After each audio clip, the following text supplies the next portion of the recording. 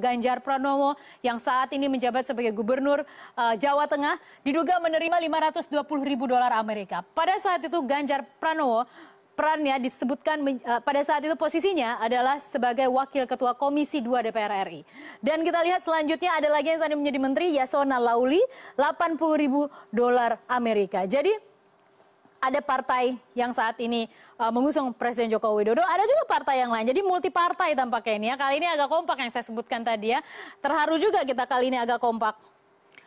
Lalu kita ke slide selanjutnya, ini merupakan bahan juga yang disebutkan oleh Ketua KPK saat itu. Kita mengambil statementnya dan kemudian kita kumpulkan. Kita lihat nilai proyek tersebut.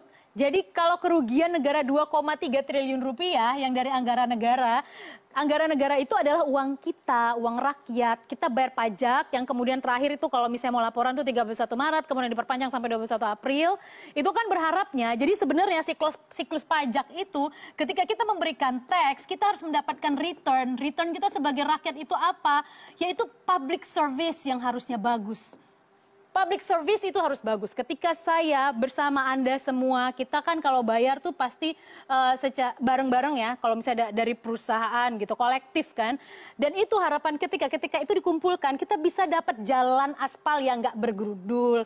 Anak kita bisa sekolah baik, sekolahnya fasilitasnya oke. Kemudian nggak mahal bayarannya, atau kalau bisa gratis.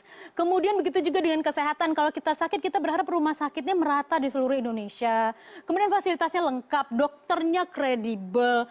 Hal yang seperti itu yang sudah diimplementasikan oleh negara maju. Kita kan mau ke sana.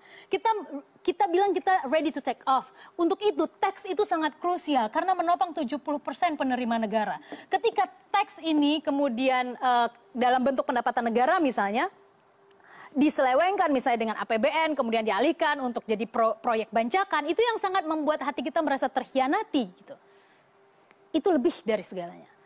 Dari 5,9 triliun rupiah, proyeknya 2,3 triliun rupiah kerugian negara. Inilah yang akan diburu